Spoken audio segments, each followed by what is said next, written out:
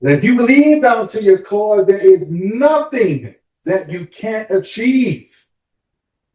And it all begins, listen close, my friends, with a dream that you believe. You believe. Problem that we have coming from the background that we come from is we were never taught to believe in ourselves. We were never taught to find the truth within ourselves. Everything was exterior of us. And all the answers that you seek are found within yourself. What's the first thing that your GPS needs to know? Someone? Yeah. So many of us say, where you going, but you can't go where you're going if you don't know where you are. Everything starts within yourself. But at a very young age, most of you got hijacked. Hijacked from where you are, hijacked from who you are, hijacked from your dreams, hijacked from your purpose. And you struggle to find that today. How many of you really have time for you? Really have time for you? So many women in the audience, mostly women in the audience. How many of you got married before you were 23 years old? Raise your hand. Did you know who you were? Did you know what love was? Making big decisions before you were prepared to make it. So you went from being this good Jehovah Witness girl to being someone's wife to being some kid's mama. When did you have time for you? When did you have time to discover who you are? When did you have time to learn to believe in yourself? So you were hijacked. How many of you had things that you wanted to do when you were young you never got a chance to do? Raise your hands. How many of you were told how incredible you were as kids, that you could do anything you set your mind to? Who was told that? Raise your hands. How many of you felt like an oddball in school, sitting in the corner while everybody else ate cupcakes and whatnot for birthdays and all that stuff? How many of you wanted to go out for sports or cheerleading or dance or theater and never got a chance to do that? You see, when something's in you, it's in you for a reason. That's a calling. That's called a calling. That's where your talent lives. That's where your gifts live. And the worst person to betray is who? Is yourself. And how many of us betray ourselves the whole time growing up? How many of us adopted a story from someone else that wasn't our story? You see, our lives will always reflect the story that we tell ourselves about ourselves. The story that we tell ourselves about the world around us, it's just a reflection of our stories. Let me explain to you how your mind works. You got three components of your mind: the conscious, the subconscious, and what's called the super subconscious, sometimes called the creative subconscious mind. Now, you relate to your conscious mind because it's attached to your five senses. That's how you take in information. It's your conscious mind that's listening to you right now. But the meaning and the emotion attached to things are subconscious. You know, I was laughing because when I was promoting this conference in the group, you know how many people said, "Oh, it reminds me of a Jehovah Witness conference."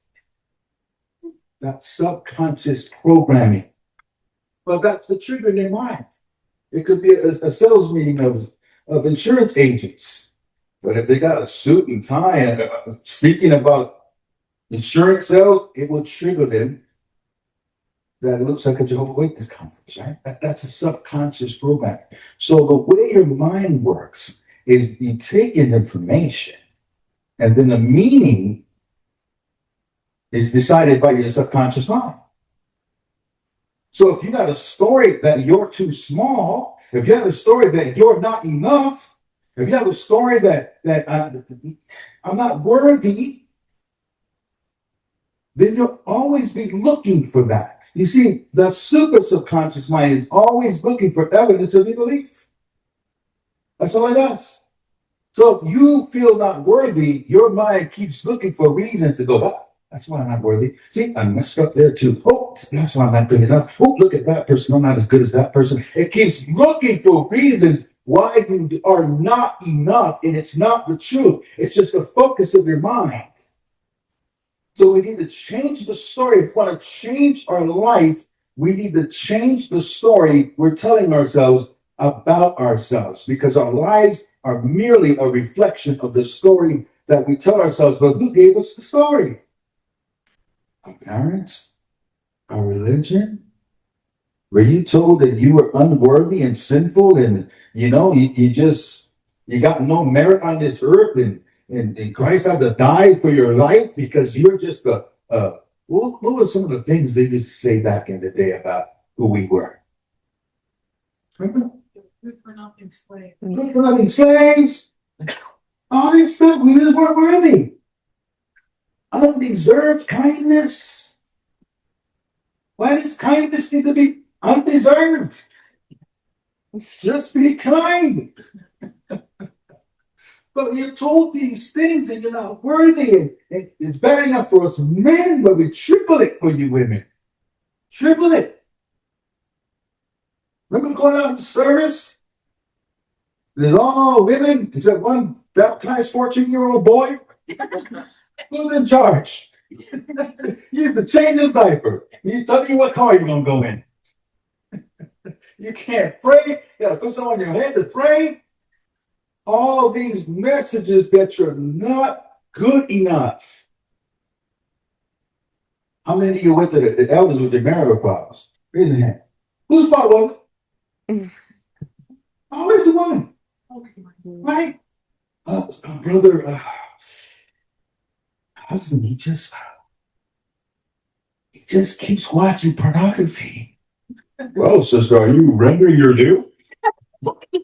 Enough? Ridiculous. It was always the woman's fault. But here's the thing.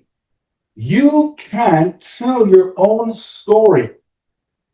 And if you want your lives to change, you must invalidate the voices that don't matter to you. If you don't want to emulate someone's life, if you don't look up to somebody, if you don't want your life to be like them, then you invalidate what they say. I only validate people that I want to be like. I only validate people that got a little something that I'd like to have myself. People that I admire. That's all I validate. I don't validate anybody else. If I'm joining the gym, I'm looking for that guy about my age that looks great. That's what I'm looking for. Right? I'm not looking for the 20-year-old. I'm not looking for that person that looks like they don't go to the gym but got a job there. I want that person I want to be like. I have 3 siblings that are witnesses. I love my siblings. They're all witnesses. My dad's a witness. I don't want their life. So I don't care what they have to say. I invalidate it. I don't care what they have to say. I invalidate it. So stop giving people power that don't deserve power. Me invalidating them doesn't mean I don't love them. I just invalidate you. I don't want you to chat. Why are you going to validate everybody? Why are you going to validate the opinion? Somebody's going to tell you about investing money and they broke. Makes no sense. You should have put your money into Google. Shut up. You don't know about this. Right? So start validating the right people. Stop giving everybody power over your life. Understand that no longer do you have to make everybody happy. Now, when you're a witness, you live for other people. Being in that religion is a lot about appearances, isn't it?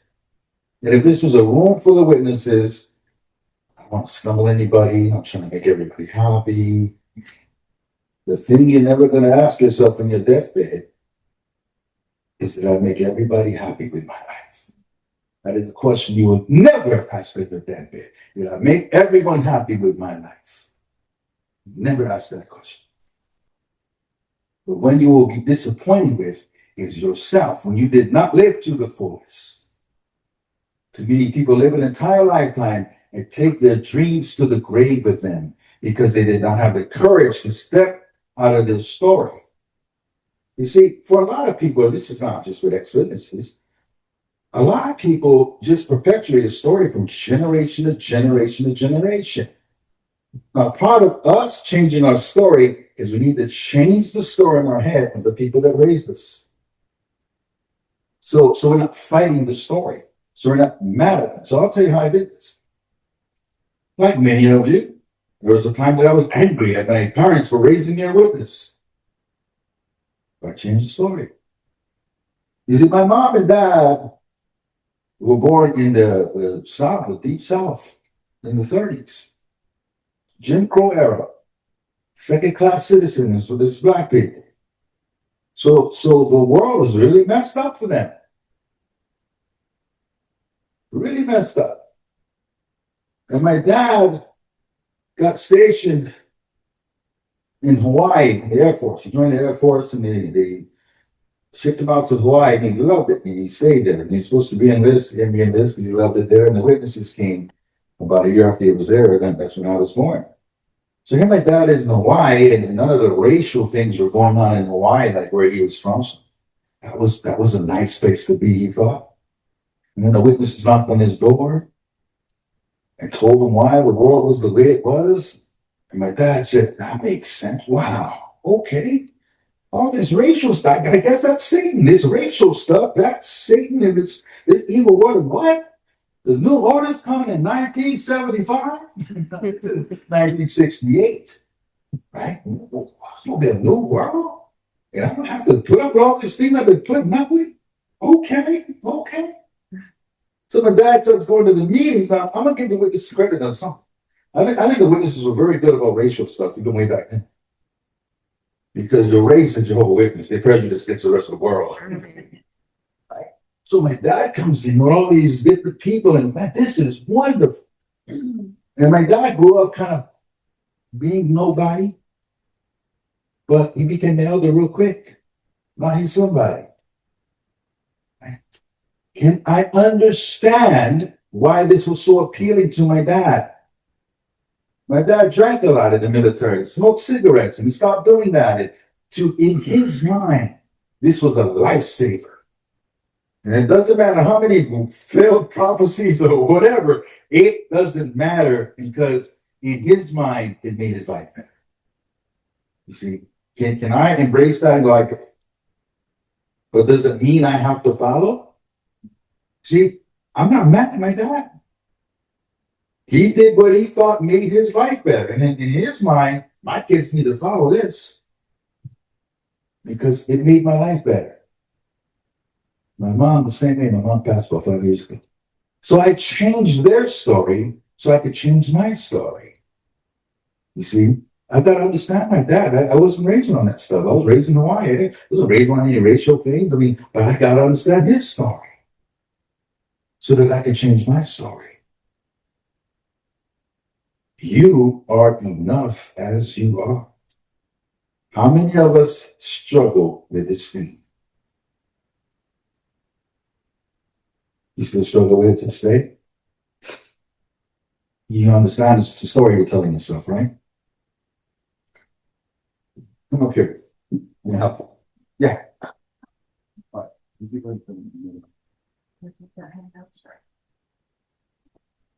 right. The best decision you ever made coming up here. That's one. Yeah. Wednesday. Yeah. All right. So, what's the story you tell yourself? If I and some well, let me lead you. But some of you will recognize this because I've done this exercise with a lot of people. If I were to ask you to say to me, Rodney, you from the bottom of your heart, I'm a phenomenal and amazing woman. You have I'm phenomenal and amazing. Would it be hard to do? Okay. All right. So if you knew somebody, well, let's back up a little bit. If I were to speak to a friend of yours, think of somebody in your head that you know well. Got that person in your head? And if I were to ask her or him, what is great about Yvonne, what would that person say? She's so nice. She's nice. And what else? She's a good friend. A good friend, loyal friend, good friend. What else?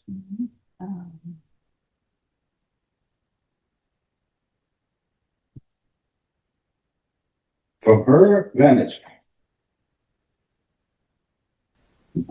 I'm there for them. There for them, there for people. Yeah. Just make them. Yeah. Okay. Right. Right. Are those phenomenal qualities that she just mentioned? Yes. Okay. And if some reason you just had to go away forever, would this friend miss you? Would this friend feel like you bring value to her life? His life? Okay. And if you knew somebody with those same qualities that you just described, and they were feeling really down about themselves, and a woman was feeling really down about herself, what would you help her to see? What would you mention? Listen, I mean, Just help them see right, look how great you are. Right. Look what you've done. right, right. You see how easy it is when she's talking about somebody else? But it's hard for her to say about herself. So what's not phenomenal and amazing about what you just said? So follow me here. I want you to say, Rodney, there's nothing wrong with me. Nothing wrong with me but a bad story. It's just a bad story that you got from somebody else. You got it from somebody else. And Rodney, I can see why I am a phenomenal and amazing woman. Do you add value to the world? Do you add value to the people around you? Yes. And because you add value to the people around you, you are a phenomenal and amazing woman, aren't you? Yes. So look at that audience and say, right, I'm a phenomenal, amazing, no, not Rodney, audience. Say, everybody, I'm a phenomenal and amazing woman. I am a phenomenal, amazing woman. Right? Yeah. It's just the story. That's all it is. It's just the story that someone put upon you. And you know what the best thing is you have the courage to get up and do this. And it's courage that will change your life. Courage changes your life. Courage changes your story. Courage, it creates who you become. You got to go through something to become somebody. I want you to say, I am somebody. I am somebody. One more time. I am. And she getting loud about it too, because he's feeling it, right? Listen, it's just a story. And if we don't feel good enough, it's just a bad story. We don't need to carry on anybody else's story. I don't need to carry my mother's story anymore. I don't need to carry my father's story. I get to decide who I am.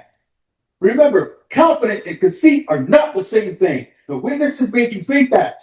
Don't think enough about yourself. Confidence and conceit are not the same thing. If you want to fulfill your dream, you must be confident. You must be confident in the gifts that you're given. They're like yours anyway. It was given to you. Be confident. Love yourself. Now, I coach a lot of people. And the core problem is always self-love. But if you begin to love yourself, everything else changes. Thank you so much.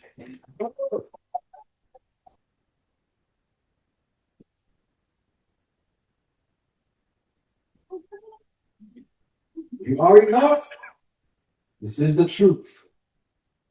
And you always were. Now choose from one of these two paths. Which road would you prefer? To walk in fear of shadows, always questioning your worth, or to stand each day as kings and queens who walk upon this earth? Your worth is not a prize to win. It's not something you attain. It's found within each breath you take. It's etched upon your being. Ignore the words of blinded souls who cannot seem to see the reason you exist and why you came to be. And those dare to tear you down, you simply must read off. Because you are and you've always been more than just enough. Stop letting the lies live within you. There's somebody else's story. As a Black person, I've got to not tell the story of my ancestors. Anyone know what epigenetics is? The trauma from the past and the things of the past that get coded into your DNA. And the thing about epigenetics is you can change it. A lot of people of color in America carry the epigenetics of slavery. And that becomes a struggle.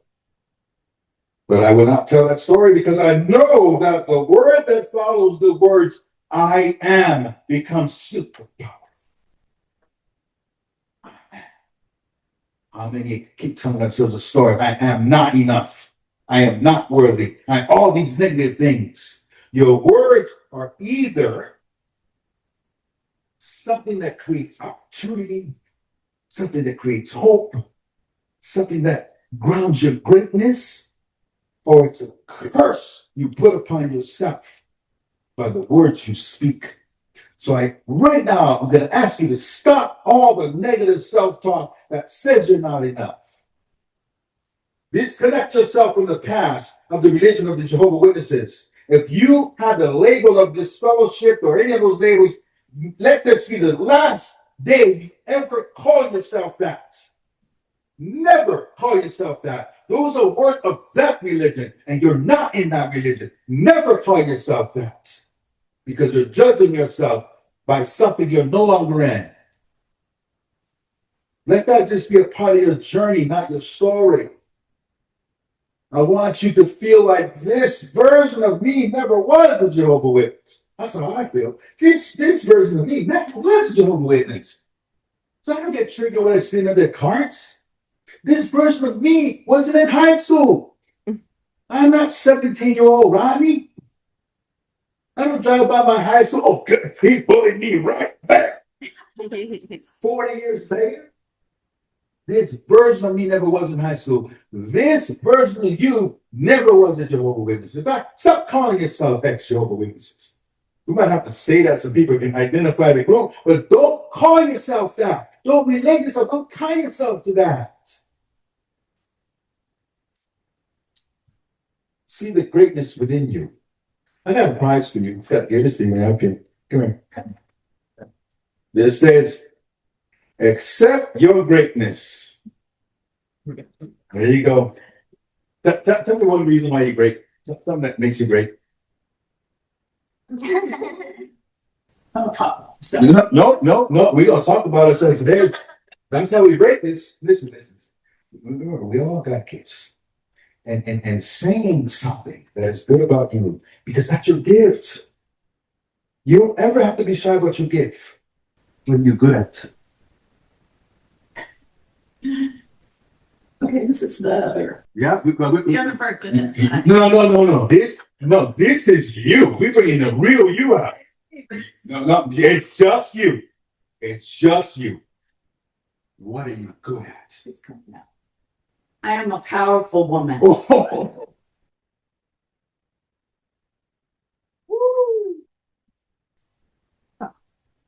What are you great at? I'm amazing at holding space for others. I'm an unstoppable force when I get momentum.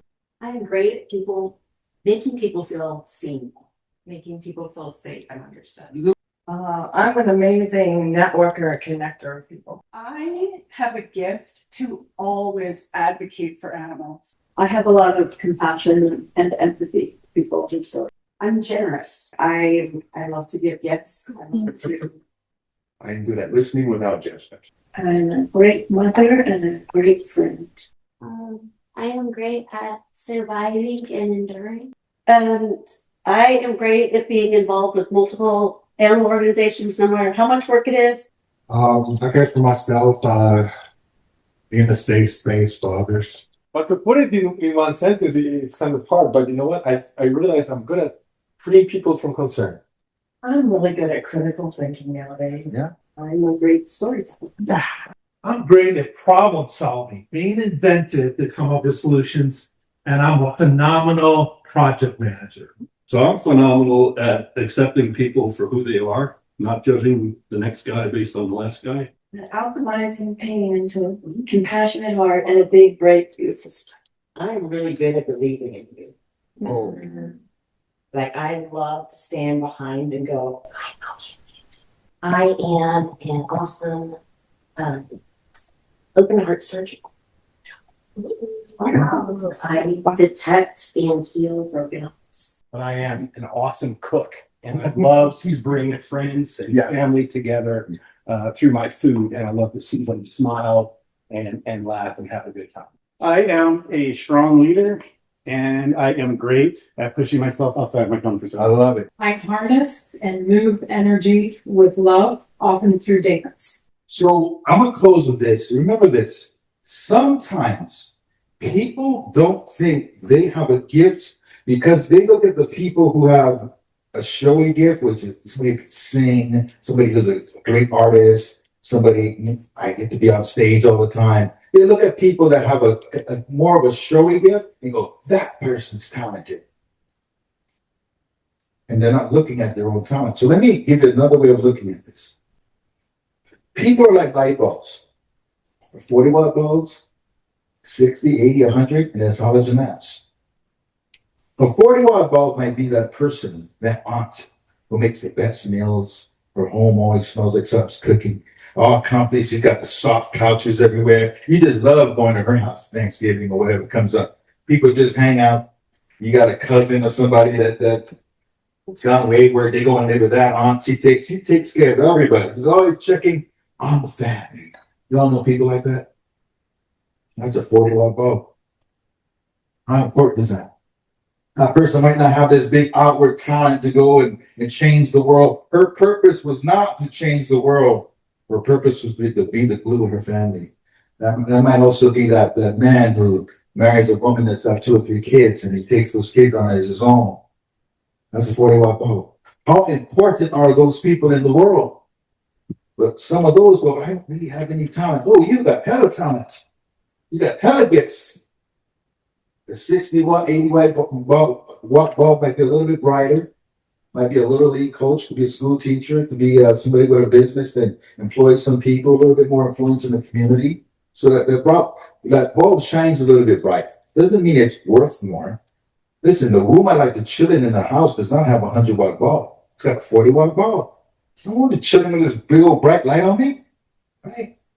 Every bulb has purpose. A 100-watt bulb is really bright. Maybe they're doing other things in the community, local politician, bigger businessman, right? Affecting more lives. Doesn't make him more important. Just makes his purpose different. Then somebody might be a halogen lamp, street light, don't even belong in the house, right? Lady, watch out, if you marry a halogen lamp, you're gonna have to share that man. Let you know right now. Because that light is for the world. And a lot of times people just look at the 100-watt bulb or the halogen lamp as those are the talent. Not everyone has it. So when people say, I love animals. You need people who love animals. Animals need you. That might not be a 100-watt bulb, but you are needed. So don't tell yourself that you're not worthy, because it's just a bad story. So in closing, I leave you with this. There's a gift that dwells inside of you, bestowed by the universe. Your purpose lives within your heart, for it was given to you at birth. Your worth is not in question, but sometimes God won't let you see the greatness that resides inside of you. It's your belief that sets it free. This gift is not for you. Your gift is for us all. So consider it as selfishness if you don't heed your call. This life that we are blessed to live is not merely to exist. It's time to change your point of view, to take time to ponder this. Now imagine yourself old, and it's your life that's in review. Will you be filled with regret of the things you did not do? Or will you have an empty feeling as you sit and stare? knowing that you will leave this earth with a gift you failed to share. So live to leave your legacy. And always remember this, that you are one of a kind and that you were born to shine. And your purpose is your gift. Thank you.